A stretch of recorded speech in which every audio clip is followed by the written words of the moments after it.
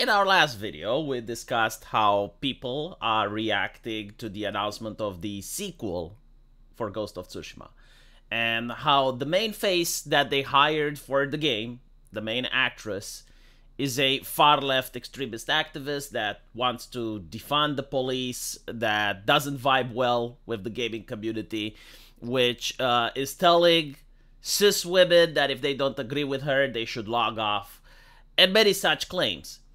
And due to that, a lot of people were saying, okay, so the game may be woke, I'm not buying it. Like, they weren't trying to say that they're canceling the lady or that they're going to go after streamers that play the game. No, they just said, if the game is woke, we're not buying it. And it caused a lot of ass hurt on Twitter because, of course, you're forced to buy it. Like, if you're a moral person, if you're a decent person, you gotta buy the game. There's no other way. If a game is made, it has to be purchased. And this caused, a lot of discussions back and forth. And what's interesting is that most people weren't even saying that they're not buying it. They were just acknowledging the fact, yeah, the actress is pretty fucking woke. It's a red flag for me. In other words, I still may buy the game, but right now I'm being cautious. Like, I need to see more information coming out. And if it turns out that it is woke, then I'm not buying it. But if it's just like they hired an actress that has some political opinions on Twitter, like, that's not enough for me to turn away from the product. And this was like the overwhelming majority of people. However, as I mentioned, it was enough to cause a lot of assert on the left, and it culminated with the Godot engine coming out in the year, well, actually the year after the Bud Light incident, and saying that, well, no, we are woke. Like, we as a game engine, we're actually woke. It didn't go very well. A lot of people in the comment sections were getting blocked. I mean, I pitied the community manager behind the Godot engine because he had to pull an all-nighter just blocking people. And I don't know if block lists can go that long because I have seen so many people just getting blocked because they disagree with this, right? But the interesting thing is, like, how is this going to affect them? Like, are people going to boycott the Godot engine? And the answer is no, because with game engines, it's a little bit different, right? Like, a lot of people that learn how to code, they learn how to use an engine.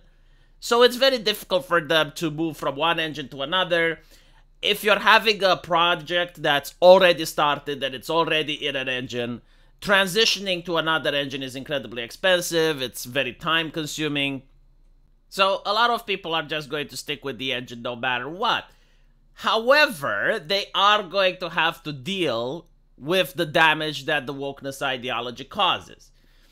And if you're not aware of what the damage is, it's very simple. It's not the message, because you can tune out the message. Like, you don't have to go on Twitter and read what the community manager from the Godot engine has to say. You don't really have to care about their shit.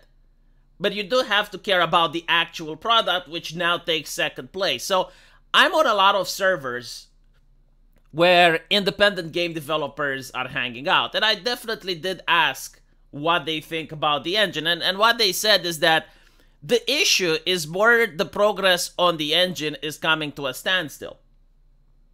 And this is because of their priorities being first on DEI and falling behind other engines. Even now, it's still a bit iffy compared to the others. Another developer says, correct, even how they are rolling out changes on features and the code revision it causes, it's very odd. So there's a lot of concern about the quality of the product, but the most interesting thing is this on Twitter, and this actually shows why people are having enough of woke shit. Even leftists are having enough of woke shit, just so you know. Like, it's not a right-wing, left-wing issue anymore. It's a customer versus company issue. So you have this developer that's saying, can you focus on fixing supporting bitmap fonts to properly import into your engine first, instead of doing this sort of thing? It's delaying my project, and I have to try a lot of bug fix with the little documentation you have for this. And the answer is to block the customer, right?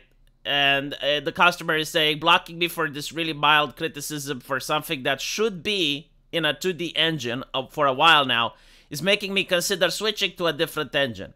There's no proper use of resources, and it should be done to fix the stuff you have in there, not adding new things. So this summarizes why people dislike woke products. Number one is the censorship. It's everywhere. I don't think that there is any woke place that can exist without censorship, because the ideology is batshit crazy. And you need censorship in order to get people to quiet down. So this is like the first thing. People don't like being censored. I've yet to meet a single person that enjoys being censored. People love censoring others, yes, which is probably why a lot of people enjoy being woke. Like, the ability to censor others is delicious.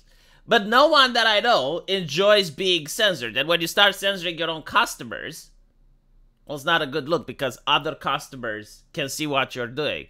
You know, other customers feel represented by other customers, and representation is very important, I heard.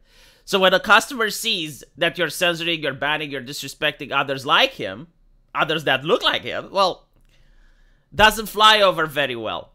So the first thing about wokeness that upsets people is the censorship. The other one is the diversion of mission critical resources from the actual product to the woke shit. So now, instead of pushing money into the actual thing, like into the actual product, which is the engine, you're pushing money into diversity officers, you're pushing money into all these people that have nothing to do with the product. And this is why, if you look at the gaming industry, video games like Suicide Squad costed much more than Batman Arkham City to make, had much more developers, and the product was worse. And you can also compare Ubisoft with Nintendo.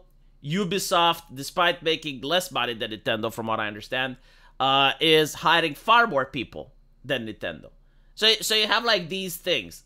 But this is not just like the diverting of mission critical resources, it's the nepotism, the incestuous relationship, right? Where they're hiring other people that are their friends, that share the ideology. You know, they talk a big thing about diversity, but they don't really give a shit. Like, they would rather hire a cisgender straight white man than to hire, let's say, a person of color that's a right-winger. They don't care, right? The ideology is more important. You can see this with Gina Carano. Like, Disney is all about, oh, we need to empower women. We need to give more voices to the women and blah, blah, blah. And then when you have a woman like Gina Carano that is empowered, that has voices, they're like, oh, wow, that's too much of a voice. No, we need to depower women now. We need to de-voice them, you know? This is, as I mentioned, it's very incestuous and nepotistic ideology. And once it gets into a company, it's going to end up not hiring the best people for the job. It's going to end up hiring mediocre people for the job. Like, as I gave another example before, let's say you want to hire a gun that runs well, and you have Usain Bolt. Now, he is the best runner on planet Earth. Like, you cannot find someone that runs better than him. But if he's not woke, and if he isn't connected and well clicked with the other woke individuals, then they're going to hire another runner. And the other runner, you know, he can still run, but he's not as Usain Bolt. And you can do this for a sufficient number of time until your company is filled by mediocre people rather than being filled by the best. And the product gets to suffer. So to summarize, is the censorship. It's the diversion of resources away from the main product. It's the way that they're treating the customers. The arrogance. Like, I have yet to see a woke activist that's not arrogant. Incredibly smarmy, incredibly know-it-all, incredibly arrogant. And again, like, this pisses off the customers. Because you see a customer being disrespected, and you feel represented by that customer. You identify with that customer, and you're like, well, should I really do business here? And then it's the focus, like the actual thing, when you're getting actual criticism for the product. And I have seen this countless times, especially with DC and Marvel, when there were people criticizing the quality of the paper, when there were people criticizing the grammar that they were using, they would get blocked, they would get banned, right? Because the product isn't the important thing. The important thing is for the activist, in this case the community manager, to feel happy, to feel comfortable. And it's also to spread the message. It's not even to spread the message, I think. It's more like to make the activist feel comfortable, right? The community manager needs to feel comfortable. At the expense of the customers, of course. So it's interesting to see that even with the game engine, that, again, it's free, and more than that, like, a lot of people would be unlikely to switch from a game engine to another unless you really piss them off. They do manage to actually piss people off to the point where they're considering switching. So let me know what you guys think, and as usual, I will see you in the comment section. Take care.